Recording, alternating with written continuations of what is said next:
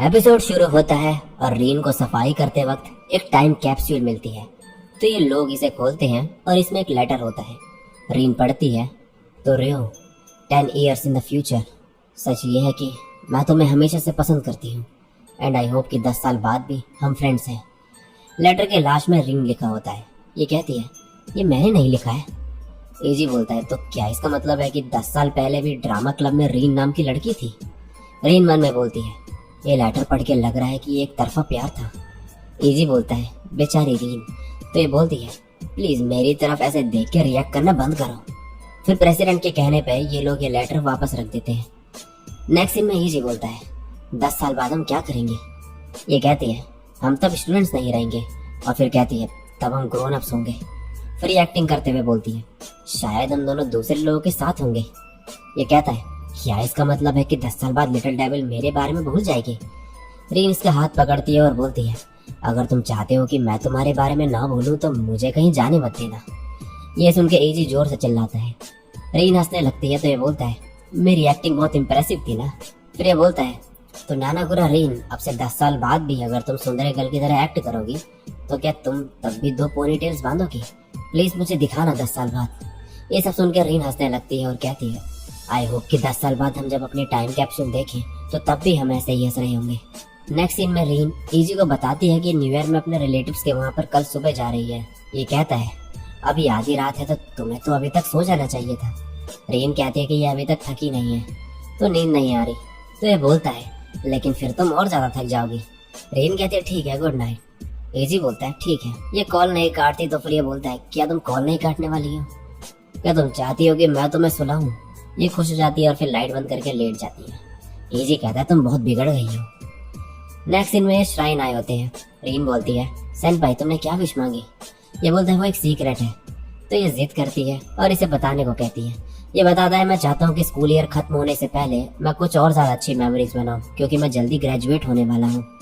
ये सुनकर रीन रुक जाती है तो ये बोलता है तुम ऐसा चेहरा बनाती इसलिए मैं नहीं बताना चाहता था। ये बोलती है नहीं नहीं ऐसा नहीं है। फिर इजी कहता है बाय द वे तुम्हारे रिलेटिव्स के वहाँ कैसा था? मेरे पास तो कुछ भी करने को नहीं था तो मैं साल के पहले 3 दिन बस सोया। रीन मन में बोलती है सेनपाई बहुत जल्दी ग्रेजुएट होने वाले हैं और मैंने अभी तक।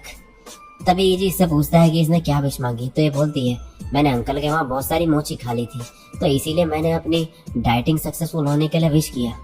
ये सुन के जोर से हंसने लगता है और बोलता है ये एक और नई अच्छी मेमोरी है। रीन कहती है इसे भूल जाओ। नेक्स्ट सीन में इन लोगों का फेयरवेल परफॉर्मेंस होने वाला होता है और इस बार प्ले में इजी भी होता है। ये लोग स्नो वाइट का प्ले करने वाले होते हैं। इजी अपनी स्क्रिप्ट में देखता है कि ये पॉइजन एप्पल खा के नींद में चले जाएगा और इसका बस इतना ही रोल है। रीन हंसती है और बोलती है ये तुम्हारे लिए परफेक्ट रोल है। फिर ये आगे की स्क्रिप्ट पढ़ती है। इसमें लिखा होता है कि एंड में प्रिंस की नींद किस करके खुलेगी। किस वर्ड सुन के ये दोनों एम्बेरस हो जाते हैं। नेक्स्ट सीन में रीन मैगू से टेक्स्ट पे बात कर रही होती है। रीन बोलती है कि इसे इजी को अपनी फीलिंग्स के बारे में अच्छे से बताना है। मैगू कहती है ये सब फॉर्मेलिटीज की जरूरत नहीं है, तुम दोनों ऑलरेडी एक दूसरे के लिए सेम फील करते हो। फिर ये पूछती है कि अभी वहाँ का मूड कैसा है? तो रीन बोलती है कि वो मर गया है। उसने बोला कि वो मेरे साथ एक्टिंग करने वाला है तो वो इसे सीरियसली लेगा। वो जब से आया है डैड होने की रिहर्सल कर रहा है। मैगू कहती है लगता है ये लव है। इससे चीजें अब और क्लियर हो गई है। मुझे सच में नहीं लगता कि कोई और फॉर्मेलिटीज की जरूरत है। मैं श्योर हूँ कि वो पागल हो जाएगा जब तुम उसे बताओगे कि तुम उसे लाइक करती हो। रीन कहती है ठीक है थैंक यू। तभी इसे प्रेसिडेंट बुलाता है। ये कहता है हम ड्वार्फ से नहीं उठा पा रहे हैं तो तुम हमारी हेल्प कर दो। रीन इसके गाल पे उंगली लगाती है तो एजी उछल के चिल्लाने लगता है। ये सुनकर सब लोग हंसने लगते हैं। नेक्स्ट सीन में चल रही होती है। एजी के फुटस्टेप्स के निशान बर्फ पे पड़ रही होती है। बर्फ बहुत ज्यादा होती है। रीन इन्हीं फुटस्टेप के ऊपर चलने लगती है। एजी ये देखता है, ये गोल गोल चलने लगता है। फिर रीन कहती है ये तुम कहाँ जा रहे हो? ये बोलता है ये फेयर नहीं है, तुम्हारे लिए बहुत आसान हो रहा है, ऐसा नहीं चलेगा, तुम आगे से चलो कूल गर्ल। रीन एक्टिंग करते हुए कहती है सब मुझ पे छोड़ दो, लेकिन फिर कहती है ये सही नहीं है। तो इजी बोलता है मैं तो मजाक कर रहा था। रीन कहती है लगता है मुझे तुम्हारे बगल पे ही चलना चाहिए। इजी कहता है ओह तो क्या तुम मेरे साथ रहना चाहती हो? ये कहती है मेरा मतलब सिर्फ साथ में चलने से था। नेक्स्ट सीन में ये रेन के क्लास में होते हैं। इजी इसकी सीट के बगल में बैठा होता है और बोलता है अगर हम सेम क्लास में होते हैं तो क्या मैं तुम्हारे बगल पे बैठता? फिर ये दोनों एक्टिंग करने लगते हैं कि ये दोनों कैसे एक दूसरे से बात करते हैं। रीन अपनी डेस्क इसकी तरफ खिसकाते हुए कहती है इजी मैं अपनी बुक भूल गई तो क्या मैं अपनी डेस्क शिफ्ट कर लूं? ये कहता है अगर क्लास में बाकी लोग भी होते तो क्या तुम फिर भी ऐसा करती? रीन कहती है एम्बेरस होने पे एक्ट नहीं किया जा सकता। इजी इसकी तरफ देखते हुए कहता है लेकिन अभी तो तुम लाल हो गई हो। नेक्स्ट सीन में रीन कहती है सेनपाई अगर तुम ज्यादा एक्साइटेड हो जाओगे तो लाइन भूल जाओगे। इजी कहता है ये लास्ट बार है, लेकिन जब से मैंने ड्रामा क्लब ज्वाइन किया है सबसे ज्यादा मजेदार हो गई है। अगर हम दोबारा कभी ऐसे शो कर पाए तो बहुत अच्छा होगा। रीन कहती है सेनपाई प्ले के बाद मुझे तुमसे कुछ बात करनी है। मुझे इसमें बहुत टाइम लगा, लेकिन अब मुझे लगता है कि तुम्हें ये बात बता सकती हूँ मैं। फिर ये यहाँ से चले जाती है। नेक्स्ट सीन में ये लोग एक्ट कर रहे होते हैं। इजी एप्पल खा के नींद में चला गया होता है, तो अब रीन इसे किस करने के लिए आगे बढ़ती है और मन में बोलती है मैंने कभी नोटिस नहीं किया कि सेनपाई की आईलैशेस इतने बड़े हैं। ये जैसे ही आगे बढ़ती है लाइट बंद हो जाती है, जिसकी वजह से इजी थोड़ा हिलता है। रीन शॉक रह जाती है। तभी लाइट जलती है। इजी टेबल से उठता है और चिल्लाने लगता है और बगल पर रीन एम्बैरेस खड़ी होती है। नेक्स्ट सीन में रीन बाहर पे वेट कर रही होती है। इजी यहाँ आता है और बोलता है मुझे लगा था कि रीन को मुझसे कुछ कहना है। ये कहती है शायद वो घर चले गई। इजी किस करने की आवाज निकालता है। रीन कहती है वो मैंने जानबूझ के नहीं किया था। इजी हंसने लगता है तो ये बोलती है ऐसा रीन बोल रही है।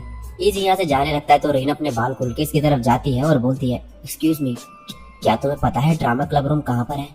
ये कहता है तुम न्यू स्टूडेंट हो? तो ये हाँ बोलती है। इजी कहता है मैं क्लब का प्रेसिडेंट किटाहामा इजी हूँ। ये कहती है मैं नानाकुरा रीन हूँ। फिर ये दोनों हंसने लगते हैं। तब यहाँ बर्फ पड़ने लगती है। इजी कहता है ये मेरे लिए एम्बैरेसिंग है, पर मैं जानना चाहता हूँ कि तुम क्या कहने वाली थी। रीन इसका हाथ पकड़ती है और बोलती है मैं हमेशा से। अब सीन शिफ्ट होता है। आज इनकी ग्रेजुएशन सेरेमनी होती है। ये लोग डिसाइड करते हैं कि अगर आज कोई सेरेमनी के टाइम पे हंसेगा या रोएगा तो वो लूजर होगा। अब ये लोग हॉल में होते हैं। प्रिंसिपल अपनी स्पीच दे रहे होते हैं। इजी फनी फेस बनाता है ताकि इसका फ्रेंड हंस जाए, पर ये अपने आप को कंट्रोल कर लेता है और मौका देख के फनी फेस बनाता है। इजी हंसने लगता है और कहता है मैं एंड में भी तुम्हें हरा नहीं पाया, जबकि मैंने अपने 3 साल फनी फेसेस बनाने में लगा दिए। लगता है मुझे अपने कॉलेज के दिन भी इसी में लगाने पड़ेंगे। तभी ये दोनों देखते हैं कि प्रेसिडेंट रो रहा है। एजी कहता है क्या मैं इस पे हंस सकता हूँ? ये कहता है पता नहीं। इसी के साथ थोड़ी देर में सेरेमनी एंड हो जाती है। नेक्स्ट सीन में रीन यहाँ पर अकेले होती है। कुछ देर में इजी आता है। फिर ये दोनों बात कर रहे होते हैं। इजी कहता है अब मैं फाइनली ग्रेजुएट होने वाला हूँ। रीन कहती है क्या तुम्हारे कुछ अधूरे काम रह गए हैं? ये कहता है हाँ, आई विश कि मैं तुम्हारी एक्टिंग और देख पाता। ये एक्टिंग करते हुए कहती है तो तुम मेरे बिना नहीं रह सकते? ये हाँ बोलता है। ये सुन के पहले रीन थोड़ा हैरान हो जाती है, लेकिन फिर बोलती है मैं तुम्हारे बिना भी ठीक रहूंगी। ये बोलता है तुम अभी से दुखी लग रही हो। फिर ये कहता है क्या मैं ऐसे पॉपुलर हो जाऊंगा? ये बोलती है तुम पॉपुलर नहीं हो सकते सेनपाई। ये कहता है चिंता मत करो, तुम हमेशा नंबर 1 रहोगी। रीन कहती है वैसे कांग्रेचुलेशन सेनपाई, मैं कहना भूल गई थी। ये फिर रोते हुए कहती है मैं तुम्हारे बिना अकेली हो जाऊंगी। इजी कहता है अरे तुम तो रोने लग गई। रीन बोलती है तुम्हें भी रोना चाहिए। ये रोने की एक्टिंग करता है और बोलता है क्या ऐसा ठीक है? फिर ये कहता है तुम्हारा आज हाफ डे है ना? ये बोलती है हाँ। इजी कहता है स्कूल के बाद मेरे घर चलना। रीन कहती है कल और परसों भी हाफ डे है। इजी हंसने लगता है और बोलता है लगता है तुम्हें अब लोनली रहने का टाइम नहीं मिलेगा। फिर ये दरवाजे खोलने के लिए हाथ आगे बढ़ाता है।